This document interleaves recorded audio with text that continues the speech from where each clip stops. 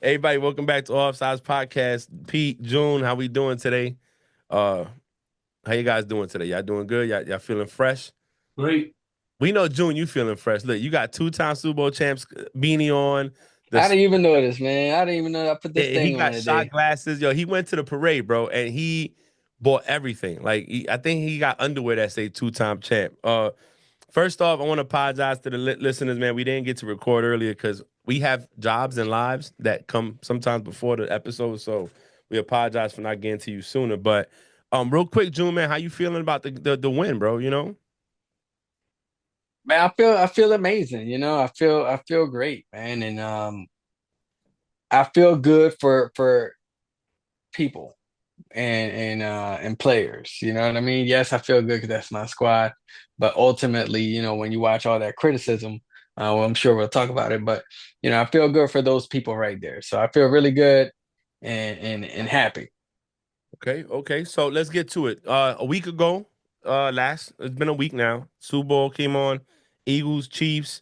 Chiefs were trying to do something nobody ever did before, which was three-peat. Eagles was trying to win back the loss they had, avenge the loss, and become the first team to actually beat the people that beat them in the Super Bowl previously. In the past, Brady didn't do it to the Giants, and I think the Broncos didn't do it. So there were some teams that had rematches and didn't win. Both teams, the team that won originally won twice, and this time the Eagles had a chance to change that. And the Eagles did in a dominating fashion. They didn't leave it to a play call. They didn't leave it to a flag. They didn't leave it to anything. It was an ass whooping from jump. Pressure like that we haven't seen Mahomes running for his life since the Tampa Bay Bucks, and I don't think I've seen a defense do that to offense since the Giants did it to my guys in '07 and kept them to 14 points. Um, Real quick, Pete, just to get your take on the Super Bowl as a whole, what you like, what you didn't like, what you thought was great, from aspects, from what's your take on it? Well, what I didn't like was the Eagles won, but all jokes aside, you got to give credit where credit is due. You know, thought that game would be close, and that shit was over in like the beginning of the second quarter, bro. Like Tyson said, everybody got a plan until they get punched in the mouth, and Mm-hmm. the Eagles punched them in the mouth. And I'll tell you something else, and everybody knew the plan was to stop Saquon. Yep. And now Jalen Hurts got to beat us. And you know what? He showed me something because I was a little bit skeptical about him going into the game, Mm-hmm. but not anymore, man. Like I'm a believer after that because that wasn't a trash defense. That was a good defense. That second time that he played extremely well in the Super Bowl. So going in, I had my doubts, but with him, not anymore. Like we said the same thing about the Eagles that we were saying about the 49ers last year. Like, yo, they got stacked offense. 49ers have McCaffrey, two wide receiver ones, Kittle, you know what I'm saying? So we were saying that about Brock Purdy. Mm-hmm. But Brock Purdy didn't give him a Super Bowl. Jalen Hurts did. So Right. again, I joked around at the beginning. Yeah, I didn't like that the Eagles won, but credit where credit is due. They fucked them up, man. Yeah, I agree. We was watching it on FaceTime, and June will hop off and hop on every time they scored a touchdown or a field goal. He want to take a shot. So every time they came in, it was quite often. Before I say my piece, I'm gonna say my piece. I agree. They whooped ass. I felt the Chiefs were beat before halftime. I looked at Mahomes' face at some point, and I looked at my boy that was over here, and I said, "Yo, he's done. This dude's not coming back." He said, "Nah, Frank, it's still early. They come back from two scores down." I said, "Nah, he's look at his face. He doesn't know what to do. He's done. They got him. They're living rent free in his mind right now. You know what I'm saying?" And I enjoyed it. I normally go for AFC teams when they're in the Super Bowl. My team's not playing, but I went for the Eagles this time. So June, I'm gonna let you get your little 2 minutes of shine right now. Your take on it. Your call. I tell you, man, I had this feeling, and the crazy part about it is, there's footage of Barkley talking to the team before the team. I mean, for the game, Hmm. and let me tell you, when he said, "I've been watching the more I watch film, the more confident I guess because they can't fuck with us. They never faced a team like us. And when he said that, that's almost the way that I was feeling without watching film. I was just thinking like all those close games that the Kansas City Chiefs have won all year Hmm. is gonna come and bite them in the butt during this Super Bowl. And it did because you know how sometimes we would say, you know what, this it's gonna be a shootout, so these quarterbacks gotta be ready. I don't think that Mahomes was ready for the shootout.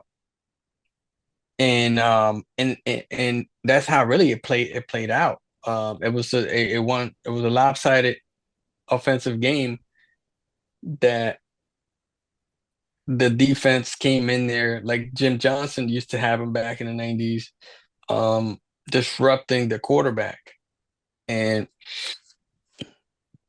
I'm happy for Jalen Hurts. I'm happy for Nick Sirianni, and I explained that one a little bit. Um, and the rest of the Eagles players, you know what I mean, in that order, because you already know this, the criticism they get. I've always been a true, I don't know, a true believer that ESPN don't ever give credit to the Eagles, regardless of how good they're doing. They never do. Um, Even coming from that dominant fashion beating that they gave uh the Commanders, then you have this Mahomes. The focus was entirely on three-peats. The focus was on how great Mahomes was in the last 5 years. The focus was on if Jalen could do it if they stopped Barkley. The focus was on Barkley. Um, so seeing it the way that it panned out, it wasn't even a you can't even really say, hey, you know what, this person did his thing. It was a collective team effort. And that's what I liked about this Super Bowl. That ass whooping they gave came from everybody. Shoot, they even put Kenny Pickett out there at the end of the game. It was disrespectful as hell. But they were Bro, able to do that, you I know? I never seen in a Super Bowl where they bring the backup quarterback in. Me either, man. I've never seen a Super Bowl where they sit the Right. first strings out and bring the second strings in. When Mahomes scored them two touchdowns, it was against the second string defense. Yeah, it was garbage time. It It's was garbage Yeah. time. garbage time. Like, and I was kind of disappointed. I wanted them to keep banging on them. Pause. Like, I wanted them. I just to me, it's a little different because the whole if he three-peats, he's up there with Brady and all this other stuff. And I'm like, hold on, slow down, bro. Just slow down. We got way more to go. But I never seen him. Brady has three losses in Super Bowl. The biggest point differential was against the Eagles. Giants, I think the first one was a field goal of 4 points, was it? And then the Three, I second, think it was 17-14. yeah, 17-14 the first one. And then the second one was a what? I forgot. But it was a one score game. That's all it was. His losses combined point wise is not even add up to Mahomes' first 31-9 loss or whatever it was against the Bucks. Um, Pete, let me ask you this. The defense play, the offense was good. Jalen made the throws when he had to make them. I think that dagger they threw in the end zone to Devontae Smith to put him up 30 to zip or whatever it was. Um, do you feel like moving forward, teams should try to build a defense like the Eagles defense? But you're supposed to build from the lines out, Hmm. offensive line, defensive line, and then you work your way back. You have a solid offensive line. You could put a decent quarterback back there, and you can expect better results than if you put a rookie quarterback behind a shitty line. You know what I'm Hmm. saying? And if you got no pass rush, you could have Revis, Sanders out there. It doesn't matter. If they can't get to the quarterback, he's going to sit back there 10 seconds Yeah. and wait for his receivers to get open. So you should build from the lines out. So I don't think it's an Eagles blueprint. That's just the way you should do it. Look, they have an offensive line. They took Jalen Hurts in the second round. They had Carson Wentz still, but didn't really matter because they moved off of Wentz, Hmm. plugged Jalen Hurts in, and then when they got because they have the offensive line, they can draft Devontae Smith. They can traded for AJ Brown, and then that's what set it up. That's when Hurts took off, is when they got AJ Brown. Yeah. But lines out, man. You got to do from the lines out. Yeah, I think the Eagles up front on both sides of the ball were dominant. You know, I think you and I spoke about it before the Super Bowl, how their average height and weight on the offensive line was like 6'6", 6'7", 328 pounds. That's a lot to move around. You know what I'm saying? When you're trying to get to a quarterback. That was their offensive line. Their defensive line, I mean, what I saw, they didn't allow Mahomes to get out of that pocket and start trying to run. They kept him within the pocket and making him slide into sacks. He was moving early off the pocket, trying to get away. June, you was watching the Super Bowl as your team, obviously. What's in the offense side of the ball? Next year, what would you want to see different that you didn't see this year? You know, it's gonna be interesting, man, because we're gonna have another offensive coordinator. Yeah. But on the offense, I'll tell you what, man. I would say it's gonna sound really crazy, but I would say let go of 10 to 15% of those snaps and spread them out to the receivers so that way Barkley takes less damage and we could have him for a lot longer. We got over that hump. Now I'm pretty sure, you know, once you get over that hump, that chip is now off your shoulders. So you could probably think a little bit more clear, right? Once you complete something, you be like, yeah, now, all right, I feel a little bit better. Now that they don't have to play with that pressure with the amount of all-stars to get to where they need to be. Now I think that they should maneuver slightly different just so we could save more of the Barkley and his tenure and he doesn't get hurt. Okay. You get what I'm saying? To make sense? Like a more balanced offense. But you know, Kellen Moore and Pete, correct me if I'm wrong, he was not a running offensive coordinator. He changed his game to No, not yet, because when the Dallas got rid of him, the reasoning was, yeah, you know, we want to run the ball more. And yeah. McCarthy was, you know, had Dak passing all over the place to CeeDee Lamb. So Yeah, he changed his game to fit your offense. Pete in to Mahomes, a lot of Mahomes unwanted, I would say, gets a lot of praises and criticism at the same time. Great quarterback. I think he's one of the best quarterbacks we've seen playing the game right now. I'm not gonna say he's the most talented one, but he's probably one of the best ones we've seen that right now playing. Um, I felt that he has this thing in him. He can't overcome certain things. June mentioned this the other day. He said we recorded yesterday how they won the sideline somehow where the Patriots came back 28-3. We can come back from 24-zip. Here comes the bomb, and they score a touchdown right after. What's your take on Mahomes after the game? Like now you've seen him with 2 losses in the Super Bowl, bad losses in a sense. Doesn't play like his normal self. Some passes were dropped by the wide receiver. Not gonna blame everything on him, obviously, because I'm gonna get to Kelsey with June. But what's your take on it? Do you think that there's a blueprint out on him now? Do you think that or you think he's that young that maybe in the next 3 to 5 years he can overcome a deficit like that? no, they played a better team, an overall team from like you said, but offense and defense were cooking. It's not too difficult. They got their asses whipped by a team that wanted it more. It's I don't even know how else to say it. Yeah. You can overanalyze it and all that other shit. Mahomes played bad because the defensive line from the Eagles. It's not that Mahomes is regressing or nothing like that. The Eagles defensive line was in his ass, pause the whole game. He didn't have time to sit back there, and the times that he did throw to Kelsey, they were low, away from him. Mm-hmm. It had nothing to do. I don't think it had. It's more about the Eagles than Mahomes to me. I think I agree. I think the defense gave him the problems that he had. I guess the reason I asked the question, a lot of criticism came when they didn't see the fire in him in the sidelines. They didn't see him trying to motivate the team. They didn't see he looked beat. He looked worn out. He looked like he gave up in a sense. Kelsey too on the sidelines. He looked like he just sitting there with his eyes wide open. Like you said, like Mike Tyson said, everybody got a plan to get punched in the face. And I think, they got punched in the face so hard this time again. They didn't expect it. So June, Kelsey, he gets a lot of this thing. What's your take on Kelsey during this game? Do you think he should even come back to play? I think everything you said about Mahomes looking defeated and like he gave up was a great explanation of what type of game Kelsey played. Um, and even if it was that one play where they showed where Mahomes was getting sacked and Kelsey was in midfield just looking at everything happen, not trying to create no space, not trying to create a play, not even trying to help his quarterback. Once I seen that, I was like, my God, what's going on? Is there something bigger going on in his head that he let the outside of football life mess with his football play, which I kind of do in a way.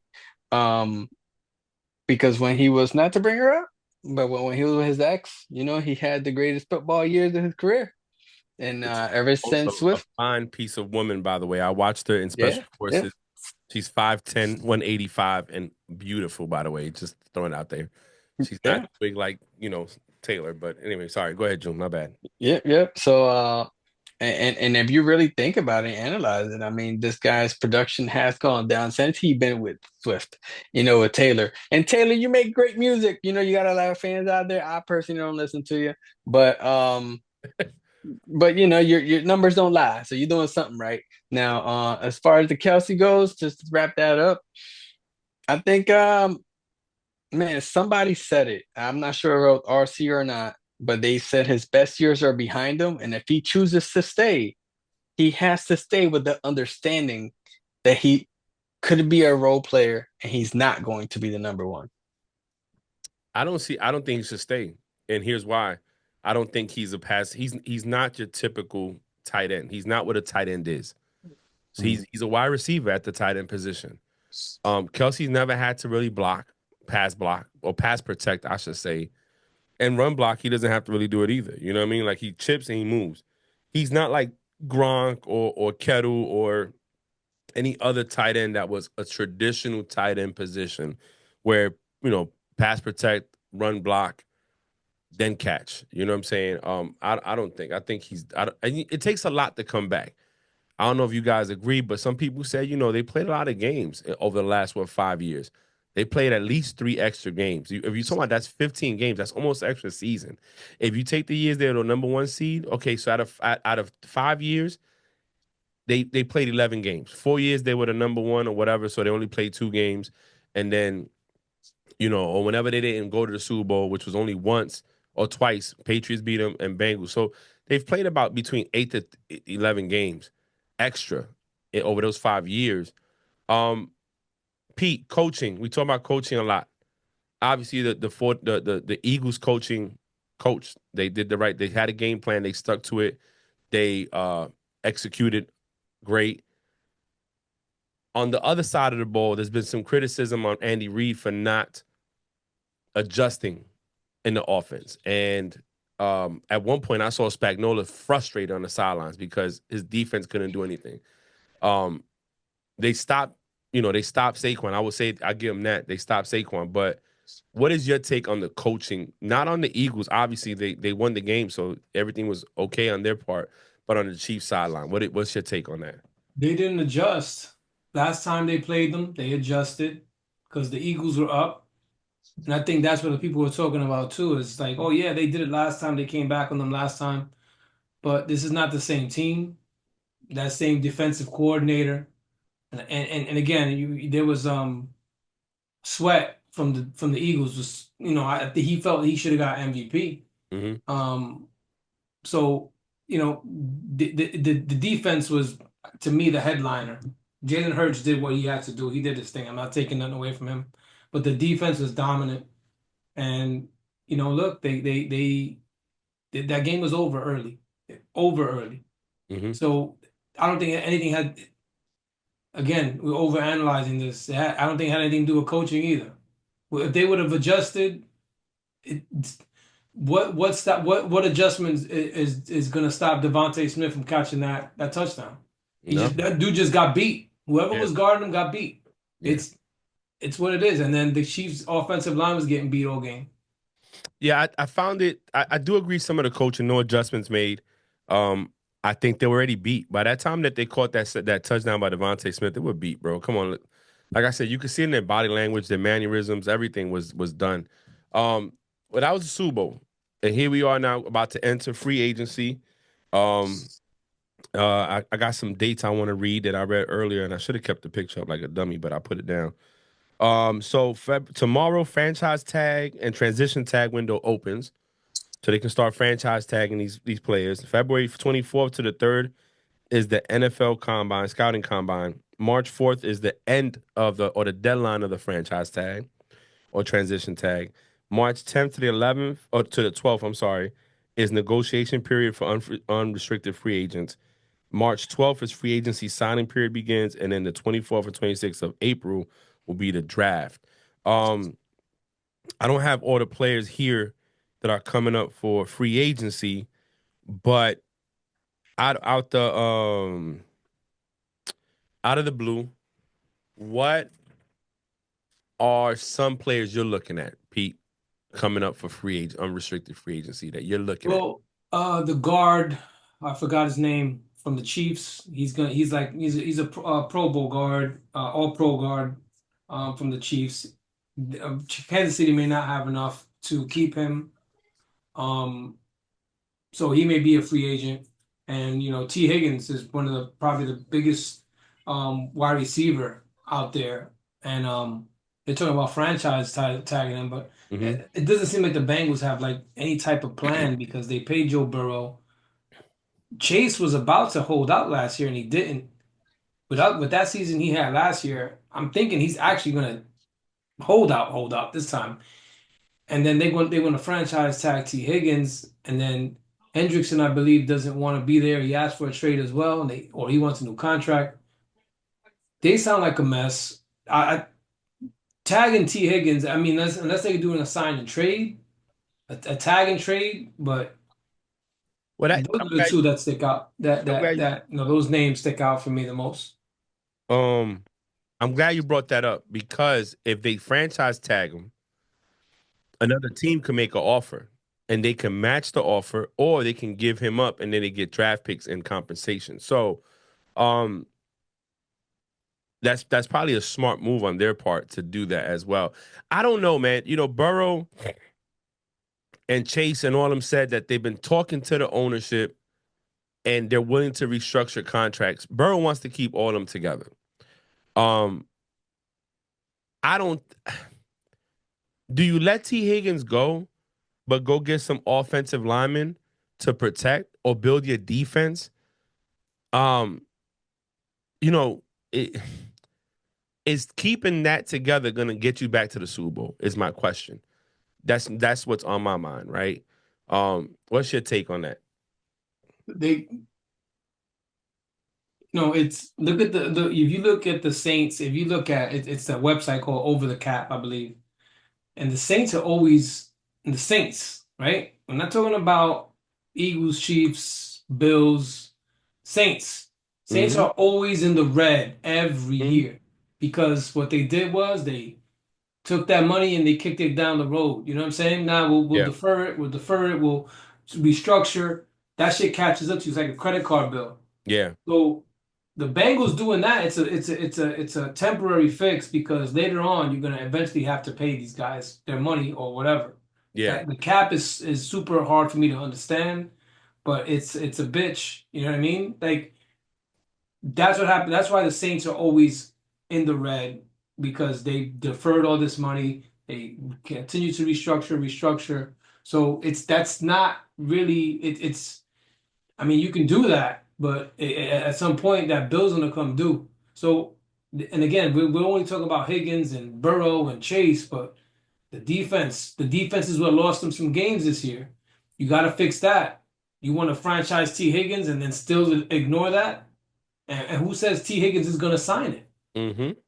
Who says it's gonna be easy to trade him if T. Higgins don't want to go to that team?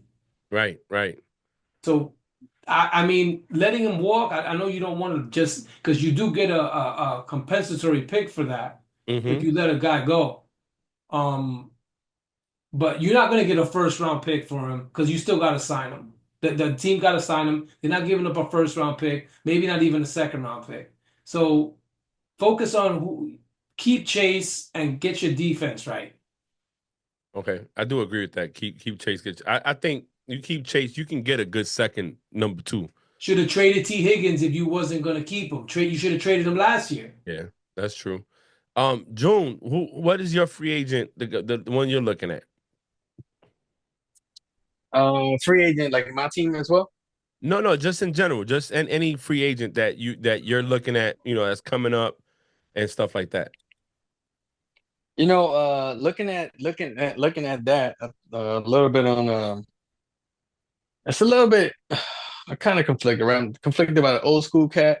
Hold on, shoot. Conflicted about an old school cat and and a kid in his prime, right? And I'm talking about T. Higgins, and then I'm also talking about Hopkins, right? So you have a player that's a hell of a receiver, right?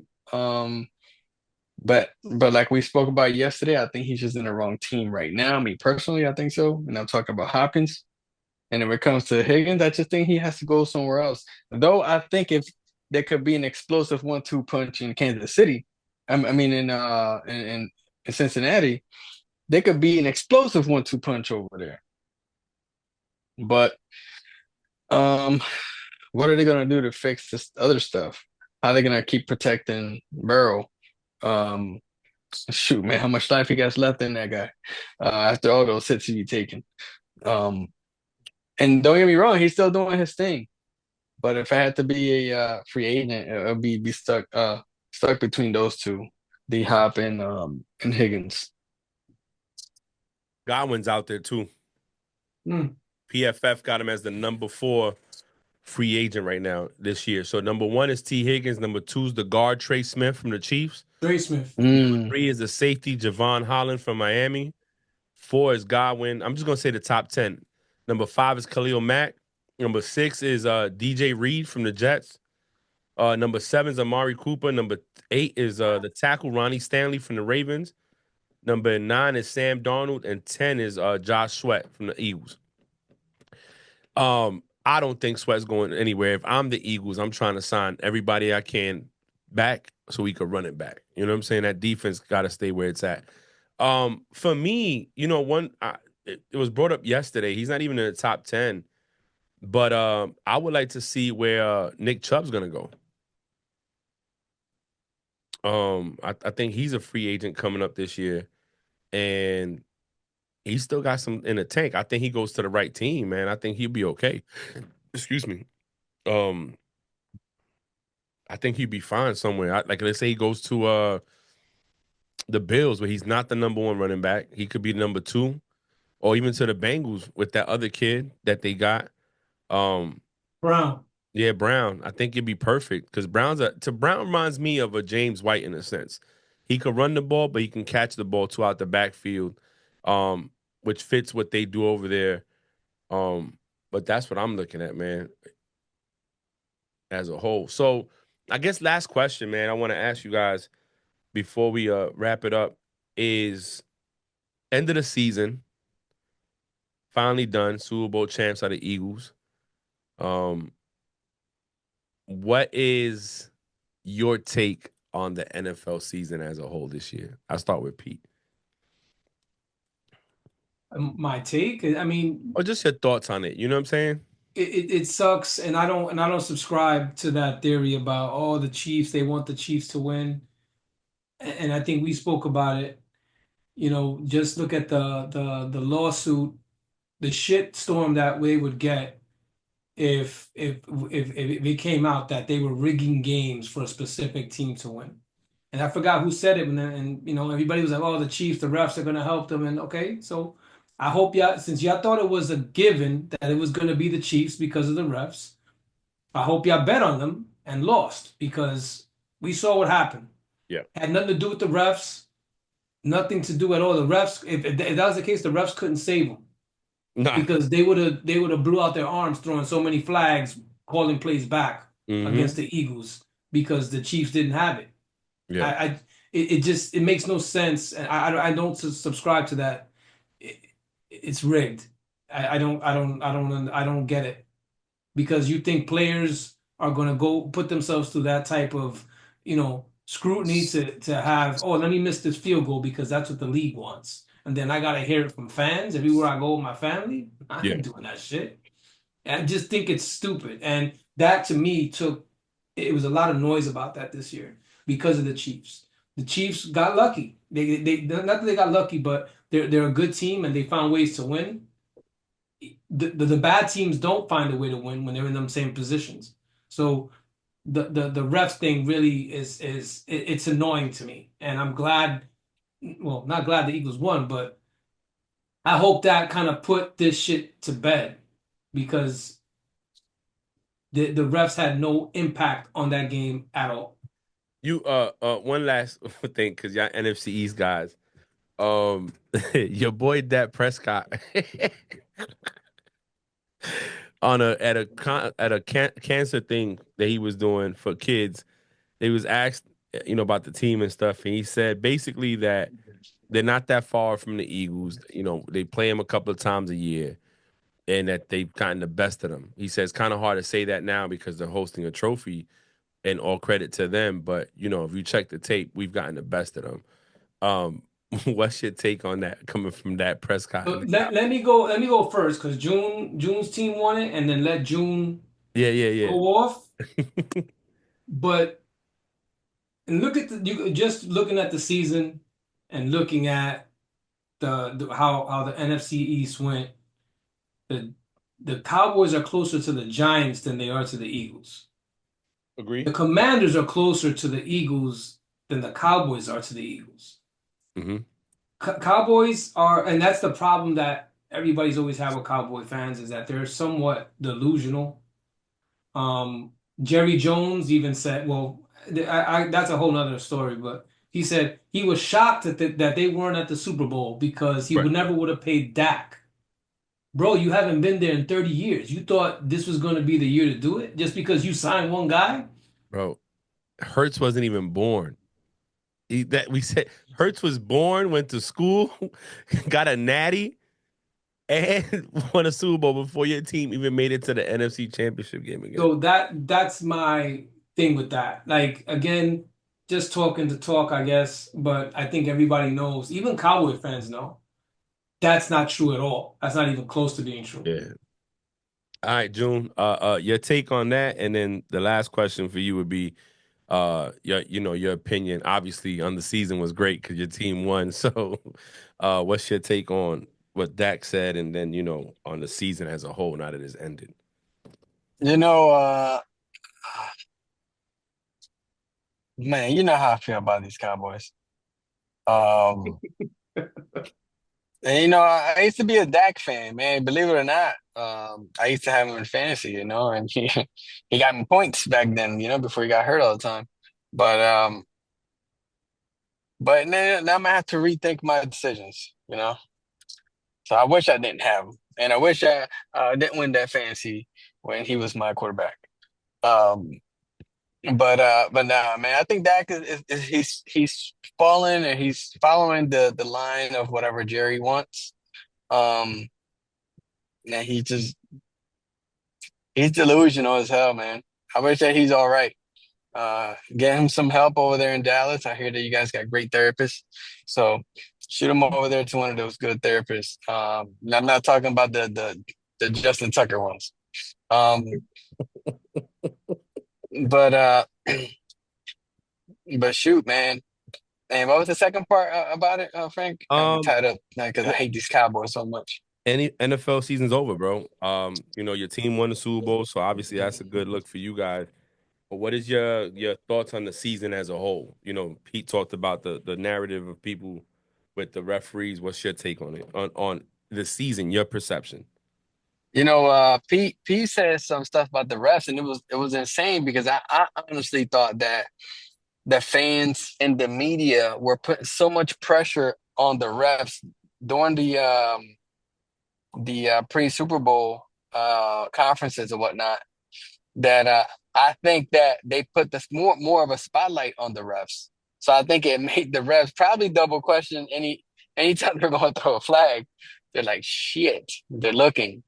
But that's what I personally thought at one point or another when it came down to the refs in the Super Bowl.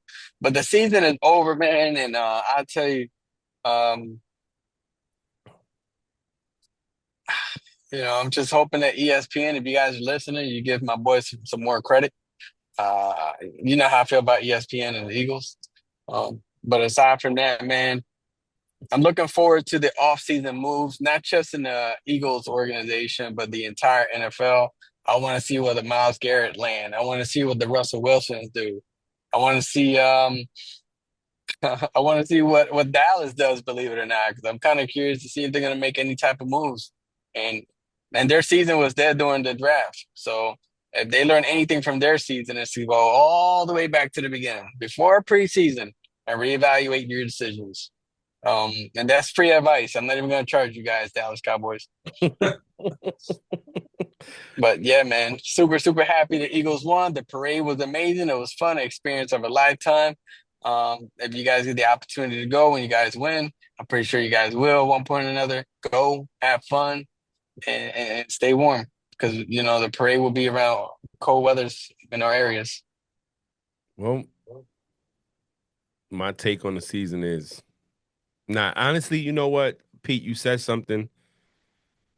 Winners find a way to win. You know what? Losers find a way to lose and make excuses for it.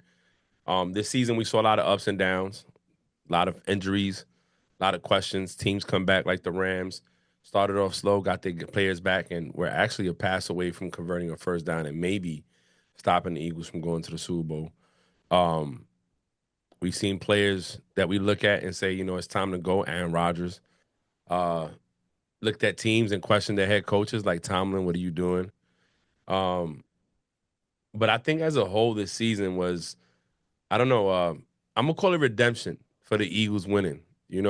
Losing just 3 years ago, and then finally coming back and saying, you know what, we're gonna win and win in convincing fashion, and just showed that whenever you have dedication, preparation, perseverance, and focus, sky's the limit, and that's what you saw on Super Bowl Sunday, and that's what you saw a lot of these teams. Look at the Commanders. We didn't think they were gonna be. We said they were sleepers, and I think you and June said it. Um, but look what they did, NFC Championship game with the rookie, and just imagine what they can do this year if they build right. You know what I'm saying? Um, Going forward. So 2024 is in the books. 2025 is about to start. And this is Pete's favorite time of the year, free agency, the draft and the off season. And until next week, this is Offsides. Congratulations to the Philadelphia Eagles for winning the Super Bowl. June, congratulations to your team. And me and Pete going to be calling our teams up to see what they can do to make it. Oh, also, let's subscribe, like, comment, share. Jacob and Company has a Batman watch that I saw that cost $250,000, I think. That's what it was. Oh, Lord. I want to make enough money to buy that for Pete one day, but we can't do that unless people subscribe, share, and like us and help us out. Pete's a Batman fan, and that'd be dope. We could buy each other gifts like that, like Wallow and Gilly do for each other. So follow us, like, share, subscribe, leave comments, and we could do better. This is Offsides. End of 2024, beginning of 2025 starts tomorrow. Peace.